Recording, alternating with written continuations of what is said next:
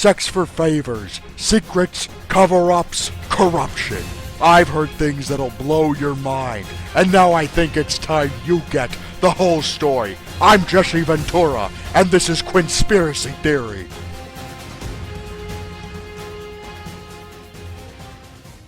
Hey, Q here. So this video is gonna be a bit of a clusterfuck. When you look behind the curtain of GG, it's actually kinda ugly. There's very little professional distance in general when it comes to the various loud voices. I'd almost say it's a repeat of Game Journal Pros, only now with people that we agree with pushing the narratives instead.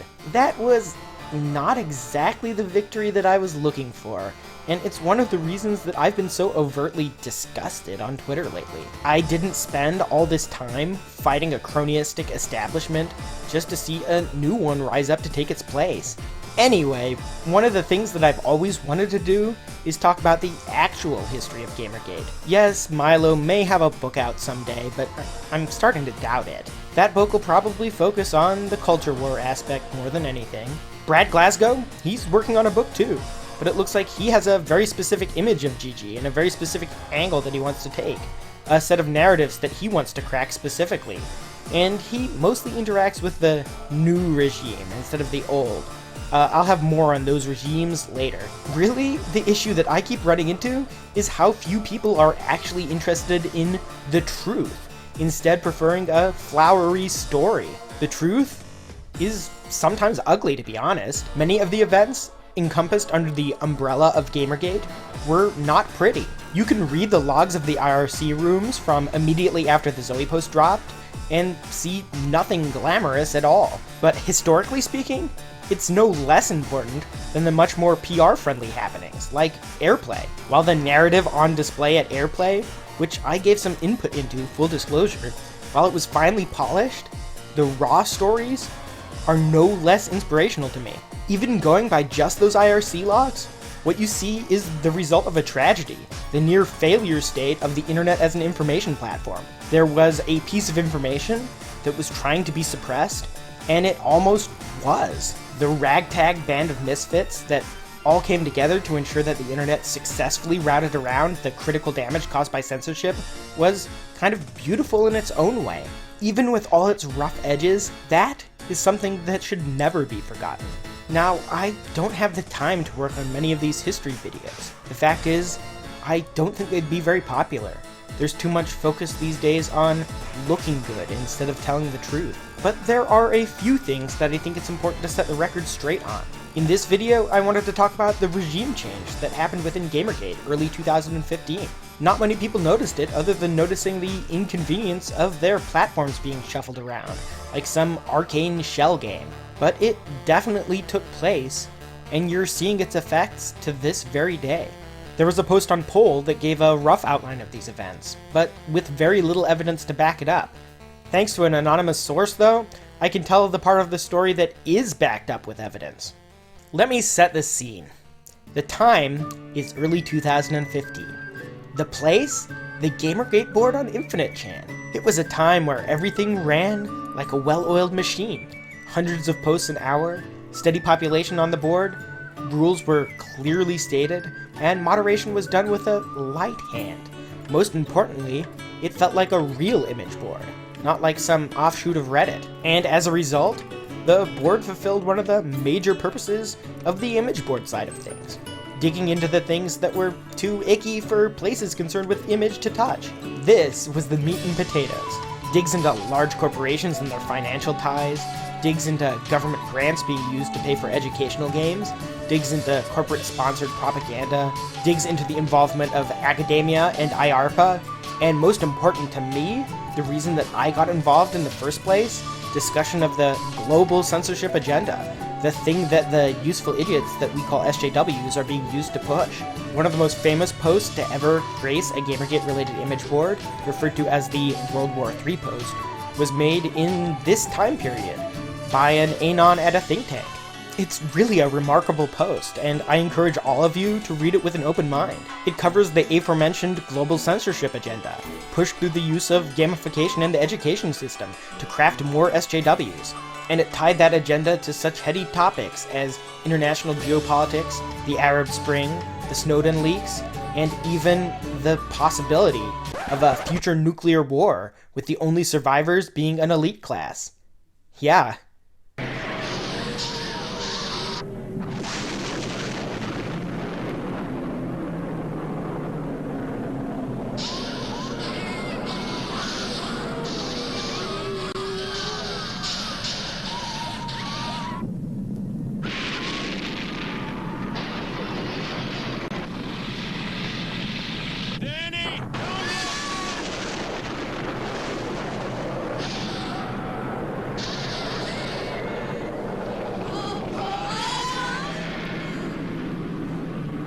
Now, these kind of posts, they serve an important purpose, even if their contents is a bit too large of a pill for some to swallow. They serve as the starting off point for new lines of reasoning, lines of research that had not been considered before.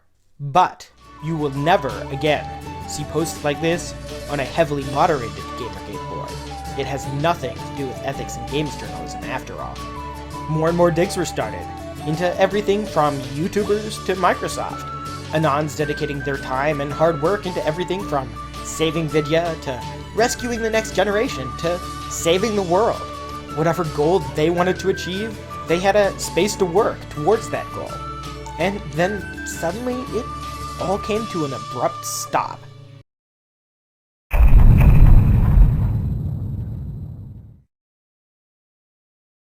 March 2015, the current board owner of the GamerGate board abruptly gives up. Logs from the Moderation IRC channel for the board paint a clear picture of the events, but not so clear of a picture of the motivations behind them. March 22nd, Bladee, then board owner, had a bit of a meltdown on Twitter. Folks in the Moderator IRC started to ask him if he was trolling, but Bladee just stated that he had DM'd the login information to the board to Teridax, someone who at the time had a reputation for being able to rapidly shit up boards if he put his mind to it. And then Bladee went quiet on IRC and did not answer any other questions publicly for the rest of the day. Other moderators started to think that he was just trolling.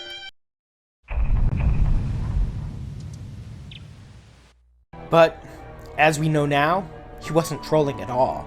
The 23rd, moderation continues as usual, but in the afternoon, one of the moderators asks if their mod access has been taken away, and it turns out that it had.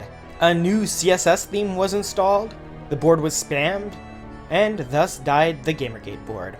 Drybones, another one of the moderators, and previous owner of the GamerGate.me blog and wiki, declared that same day in IRC that he was done with GamerGate as well. This resulted in a mad scramble to find a replacement board, and that's where the regime change kicked in.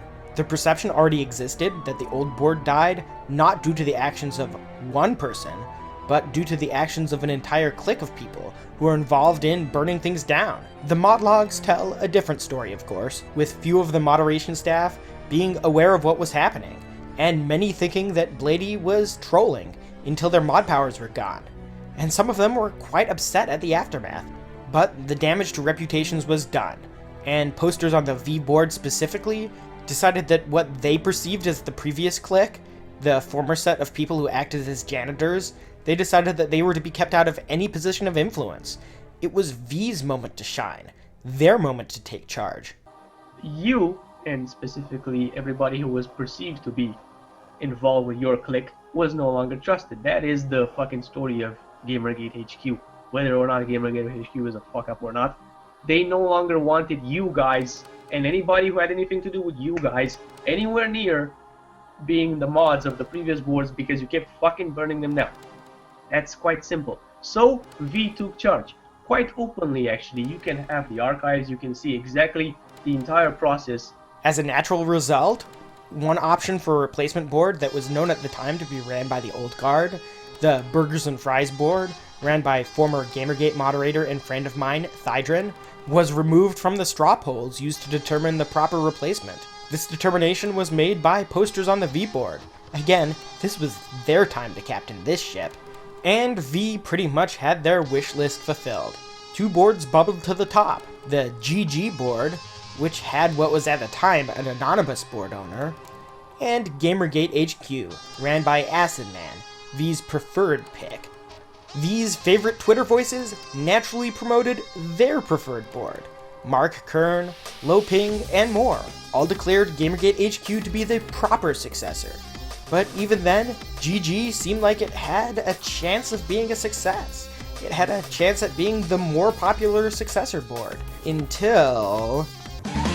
Who's that Pokemon? Meowsticgoesnya spills the beans. The GG board was a troll job. According to Meowstick, they were planning on lying low until the time was right, and then shitting up the board again. In the DM group where this was planned, there was a rather odd set of alliances. Names that you are likely to recognize include Nico of Death, the original owner of the GG board, Bladee from Gamergate, Vince from Bath, and Izzy Galvez, notable anti-GG figure. Yes, that's right, Izzy and Vince were in a DM group together. This Izzy. Hey, everyone games now. You know, we're not all the basement dwellers. Of course, the result of this revelation was swift and predictable. GG rapidly dropped. Gamergate HQ surged in popularity. The successor had been chosen. Thousands of Anons were lost in this transition though, some due to the chaos, and others due to disliking the moderation practices on GGHQ. I was one of the ones driven off simply by the chaos.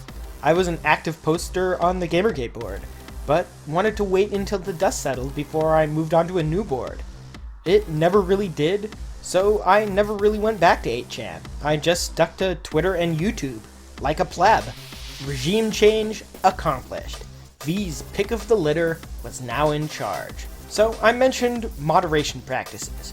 What kinds of moderation practices were driving people away? I mostly have anecdotes from Anons who stopped using the board later than I did, and their complaints were about Reddit-style moderation, where instead of allowing the ego to be washed away by the waters of anonymity, your posting history could be dragged into the open to expose you as one kind of shill or another.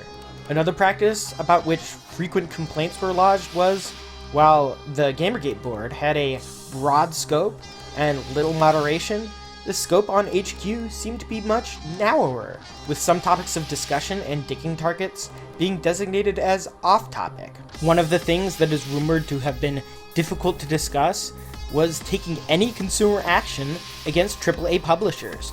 It's one of the reasons that I have been providing a home for this type of conversation on my channel. But what really stood out as an odd action is something that Acid Man himself called the Purge. It was a set of sweeping rule changes accompanied by a period of even more heavy-handed moderation to purge the shills from the board. This also set up a false dichotomy that GG was about either journalistic ethics or SJWs, whereas really, that's a simplification at best and a malicious narrowing of scope at the worst. June 1st through June 4th, 2015, meta threads were created on Poll to discuss this turn of events. Uncle Poll's suggestion was that the people who were sick of Acid Man's moderation should just form their own board and stop shitting up Poll with these massive threads. 2 existing boards were analyzed, GG2 and Burgers and Fries, and some new ideas for boards were tossed around. Names like Video Revolt, Games Revolt, Gamers Revolt, Gamers Union, but eventually the most popular name was settled upon, GGRevolt. Yep, this is how GGRevolt came to be. And now simply through telling the true and verifiable history of this board, some will brand me as a revoltard and assign a lower value to my speech. You know something's wrong when the action of speaking the truth is seen as heretical. And this so-called old guard was not all on board. You can see a lengthy argument on the Burgers and Fries board between the old guard and these upstarts making their own board. So this all resulted in a surprising turn of events. The same tactics that were launched against Gamergate itself were turned around and launched against GGRevolt. Dilution and poisoning were put into place immediately. On the board, false flags were conducted against GGRevolt to lower the quality of the content and plant bad ideas within it. The most infamous incident being when The Hat 2, then moderator of Kotaku in Action, started a thread to trash his own reputation, which set the two communities against each other. he was caught by Hot Wheels, 8chan's administrator. Digs taking place on the board were also poisoned. For example, there was an attempt by the Anons on the board to produce a record of the events leading up to its creation, trying to give history and context, much like this video is doing. But before the dig got very far, the work was paraded around Twitter and mocked. Leaking digs prematurely is bad form at best, and outright destructive at worst. Megaphoning digs in progress is traditionally frowned upon, ever since Press Fart to Continue destroyed several digs in this way in the early days. I can't speak to the motivations behind poisoning digs into the board's history. The reason given by the poster was that the dig was of no value. Well, here's how I see it. Basically, pulling apart is taking something that could damage the work itself and putting it on Twitter or anywhere. And what I did was take a scribble that said Hitler made a pact with Godzilla and put it on Twitter to mock. However, we can judge actions by their consequences, and the end result of such well poisoning was that no one takes the type of history that is being presented in this video very seriously, viewing any digs that can be labeled as coming from that board as being stupid or tinfoil. Off of the board, e-celebrities were building a construct. GGRevolt was not only to be a board on 8chan, but also a set of attitudes that, if one holds them, one earns themselves the label of GGRevolt. This is similar to what Catherine Cross, Ashley Lynch, and friends did to the praise Gamergate. Find a set of traits and behaviors that you dislike, assign a group label to them, and conveniently, pick a label that had a previous use before. You kill two birds with one stone. You discourage those behaviors while simultaneously poisoning the label. So now, GGRevolt was no longer to be a board on 8chan, just like Gamergate was no longer to be the name of a press scandal. GGRevolt was a term for a set of people who didn't act how the new regime wanted them to. People who are obsessed with talking about e-celebrities, or who say unkind words about them, or criticize their actions or arguments. A term for people who do not think that codes of ethics alone can fix the industry. A term for people who troll, who take devil's advocate positions in debates. A term for people who argue in a way that goes against the zeitgeist that forms in various communities, who break the circle jerk. This was all labeled as acting in bad faith, and was transformed into the criteria for being considered a revoltard. And the boogeyman stuck, and now people are making lists of identities that should be avoided due to them being GGRevolt people. And yes, the people who worked on this video are on those lists. And all this despite GGRevolt being a place that is almost entirely anonymous in nature. I got everything you need, go be Trader Joe. I'm making dough, so I smoke the finer trees. It got me seeing double, so I call it Siamese. My lighter broke, I need some fire, please. I got the munchies, let me get a chicken gyro and some fries with cheese. Yeah, you know what it is. Every split my I didn't really hold an allegiance either way at that point. I called some people out for misusing the label, but I largely didn't post on image boards at all anymore. I thought it was funny when the label was erroneously applied to me. I thought it was a joke. But then I got pulled back into the board wars in the most dramatic fashion in late November of 2015. You gotta be fucking kidding. What's this pile of bullshit?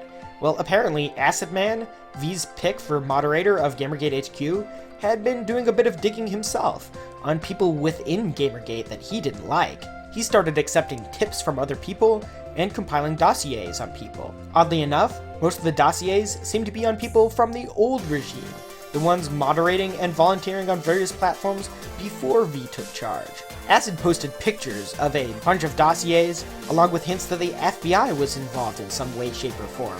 This led to wild speculation about what he was up to, ranging from suspicion that he was threatening to dox a bunch of people, to rumors that he had been an FBI agent this entire time. The truth was a lot more mundane. Acid Man was convinced that there had been an attempt to swat him, and that the ones trying to bring him down were a sinister cabal known as the Cancer Crew. Rayndrops and I were apparently a part of this Cancer Crew, because our dossiers were included among the others for no reason that I have ever been able to work out, other than the fact that some of us have appeared on streams with Zan, Acid Man's mortal enemy and a brief board owner of GGRevolt. He alleges that he turned over these dossiers to the FBI. who probably thought it was the most artistic pile of bullshit that they'd ever seen, and are still laughing their asses off to this very day. I mean, seriously, one of the files in the dossier appears to be evidence that people were skinwalking on his board. Evidence of skinwalking. That sure sounds relevant to the FBI's interests. Acid Man also failed to mention that while he did have a discussion with a police officer about some reports against him, there was never a swatting incident, according to his local police department. Perhaps he was reported to the ATF due to posting instructions on how to mass-produce plastic explosives on Operator Chan. The world may never know. So that brings us to today. Dedicated GG image boards, both HQ and Revolt, are down to very small populations. GGRevolt is struggling to establish a board culture other than opposition to Acid Man and HQ. Most image board activity has moved back to the V Generals, fulfilling their wish of keeping the other cliques out while being the ones in charge. But as with any exodus, the numbers have dropped off yet again. There's not much left to salvage at this point, and the history books will have nothing more than a footnote for the Anon side of GG. It's just a bunch of drama after all. Unless, well, it's up to all of us to keep the lights on if we still have goals that need fulfilled. It's up to all of us to assemble the small teams of passionate, like-minded folks, the ones that can get our goals accomplished. There may not be any more room for large operations, but we can all do our part to get things done.